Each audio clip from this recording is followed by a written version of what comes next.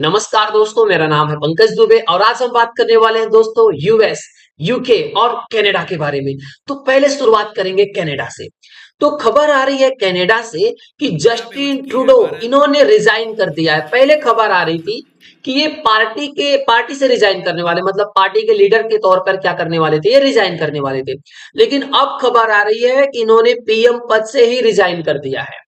अब ये जब खबर आई तो ट्रम्प चच्चा बाहर आए। ट्रम्प ने बोला ये तो बहुत अच्छा हुआ, ट्रूडो ने रिजाइन कर दिया पीएम पद से। चलिए, अब यूएस और कनाडा का मर्जर करा देना चाहिए, मतलब कनाडा को यूएस में मिला लेना चाहिए।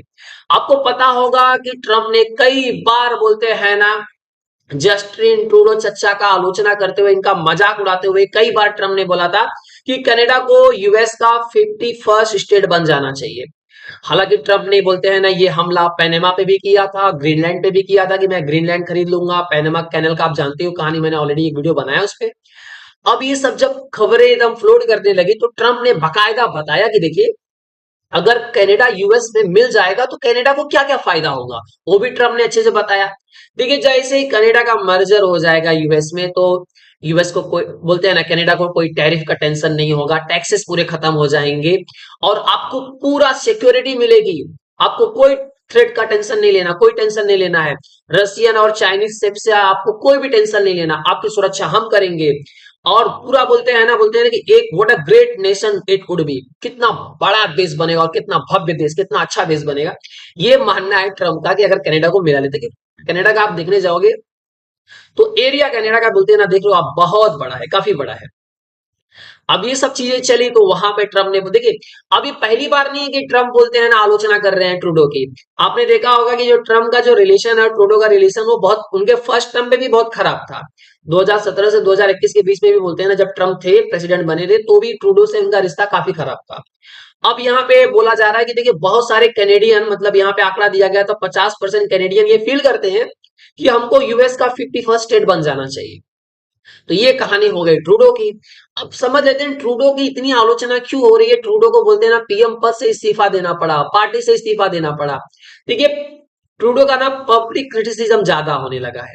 अब यहाँ पे इनकी आलोचना इसलिए हो रही है कि भैया कि इनकी वजह से कनाडा का जो पोजीशन है ग्लोबल स्टेज पे वो खराब हो गया। मतलब जिस तरह से ट्रम्प ने, बोलते हैं ना, बार बार यहाँ पे कनाडा के ऊपर, बोलते हैं ना, वॉर किया है। यहाँ पे आप देख सकते हो कि ट्रम्प ने एक, बोलते हैं ना, अपने सोशल ट्रूथ पे एक यहाँ पे पोस्ट किया है, ओ कनाडा, यहाँ पे कनाडा की धरती पे खड़े हुए दिखाई दे रहे हैं, बोल रहे हैं कि कनाडा को मिल, मतलब आप समझो कोई कंट्री के अंदर, अब कोई, बोलते हैं ना, एक फॉरेन कंट्री बोले कि देखिए ये कंट्री बहुत कमजोर हो चुकी है, इसके प्रेसिडेंट या प्राइम मिनिस्टर को हम क्या करेंगे, वहां का गवर्नर बना देंगे और ये कंट्री को हमारे देश में मिल जाना चाहिए क्योंकि इनके हालात खराब चल रहे हैं। तो आप सोचो उस कंट्री के ऊपर क्या गुजरेगी, वहां के लोग क्या क्या सोचेंगे। तो यहाँ पे ये बोला गया कि ट्रम्प की वजह से जो कनाडा का ग्लोबल पोजीशन वो बहुत खराब हुआ है। डोमेस्टिक इशू बहुत ज्यादा चल रहे हैं, पेंडेमिक है, इन्फ्लेशन है, इमिग्रेशन की पॉलिसी का प्रॉब्लम, अलग अलग चीजें चल रही है। तो यहाँ पे बोला जा रहा है दोस्तों कि जो जस्टिन ट्रूडो है, उनका जो परसेंटेज, जो पहले 63% की जो उनकी पॉपुलैरिटी थी, वो घट करके 28% हो चुकी है। और उनके जो राइवल हैं अपोजिशन पार्टी के, जो कंजर्वेटिव पार्टी से हैं, पीरे पॉलिवेरे, इनकी रैंकिंग बढ़ती जा रही है, इनकी पॉपुलैरिटी बहुत ज्यादा बढ़ती जा रही है। तो कुछ ऐसे रीजन जो यहाँ पे बताए गए हैं कि भाई साहब इसकी वजह से यहाँ पे जस्टिन ट्रूडो की, बोलते हैं ना, पॉपुलैरिटी कम हुई है। तो उसका खास रीजन ये है, ये बताया जा रहा है कि अब जस्टिन ट्रूडो ने बोला कि देखिए मैं ऑफिस लीव कर दूंगा, मतलब पीएम पोस्ट पद से मैं हट जाऊंगा जैसे ही लिबरल पार्टी क्या कर लेगी, कोई एक नया लीडर क्या कर लेगी, चूज कर लेगी। अब यहाँ पे देखिए इनके ऊपर जो, बोलते हैं ना, भयंकर, जो बोलते हैं, जो मेन रीजन है, जो आरोप इनके ऊपर लगाए गए, इन्होंने क्या किया था, मिसमैनेजमेंट किया था कनाडा की इकोनॉमी का। देखिए, अगर मैं बात करूं 2014 पे, उन्होंने एक रिमार्क दिया था, बोला था Canadian budget will balance itself, खुद से हो जाएगा, टेंशन लेने की जरूरत नहीं है।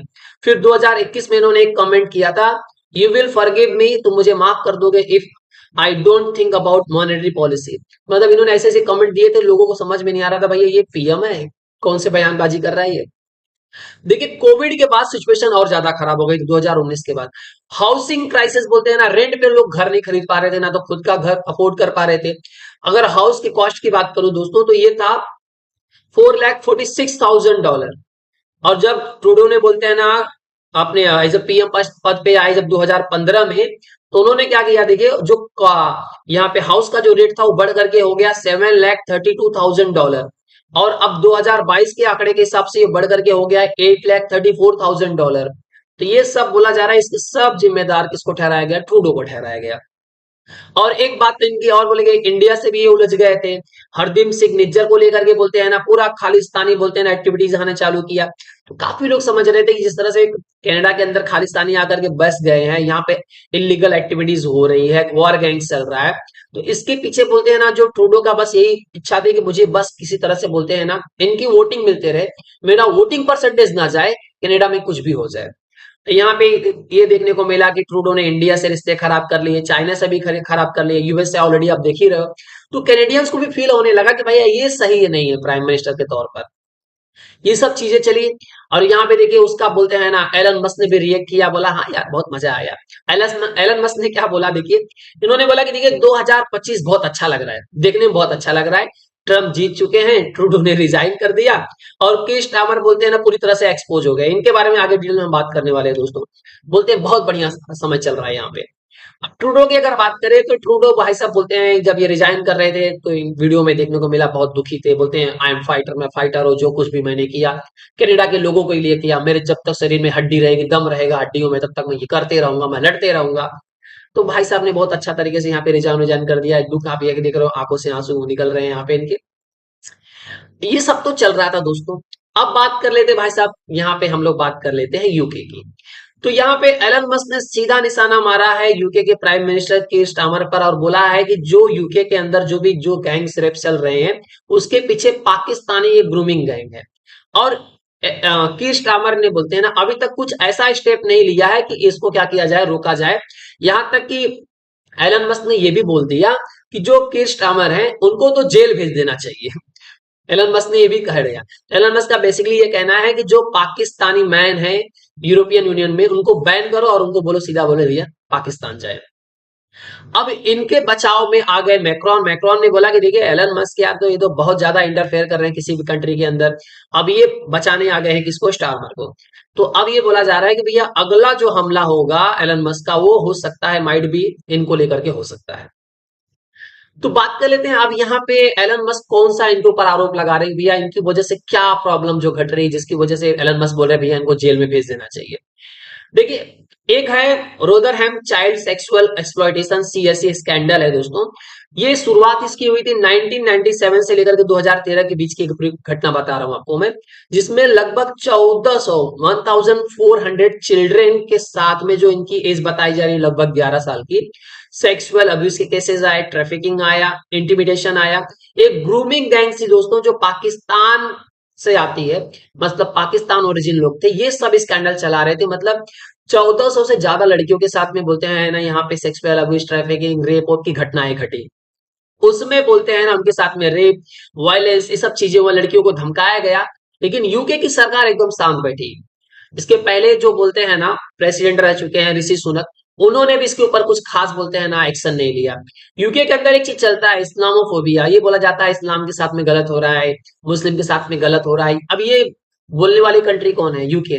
अब यूके कैसे बोल दे कि वही इस्लामोफोबिया वाले लोग ये सब घटनाएं यहाँ पे कर रहे हैं।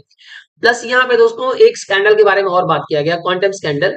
इसमें यह बोला जा रहा है कि 2017 से लेकर के 2022 का डेटा दिया गया है, लगभग 15,000 से ज्यादा बच्चों के साथ में सेक्सुअल एक्सप्लॉयटेशन हुआ है साल भर में, जिसमें से 1,000 लड़कियां हैं जो बोलते हैं उनके साथ में रिपोर्ट किया, अब्यूज किया गया, मतलब रेप हुआ है, सब घटनाएं यहाँ पे घटी हैं। अगर आप देखने जाओगे 2021 का गवर्नमेंट का रिपोर्ट, जिसमें रिवील किया गया था कि 70% जो लोग हैं हाई प्रोफाइल केस के जो इन्वॉल्व हैं, वो साउथ एशियन हेरिटेज से, मतलब बेसिकली अब ये पाकिस्तान का नाम नहीं लेते थे, लेकिन अब खुल करके एलन मस्क बोल रहे हैं भैया कि इसके पीछे पाकिस्तानी मैन है, उनको भगाओ यहां से। तो अब ये सब देख करके ये लग रहा है कि भैया कि एलन मस्क तो कम फॉर्म में है, ट्रम्प को जिता डाला। अब यहाँ पे ट्रूडो को इतना बेबस कर दिया कि रिजाइन कर दिए। अगला नंबर किर स्टारमर का है, अब देखो किर स्टारमर के साथ में क्या होता है। दोस्तों अगर वीडियो पसंद आया होगा तो वीडियो को लाइक करके हमारे चैनल को सब्सक्राइब कर लीजिएगा। And thank you so much for watching this video.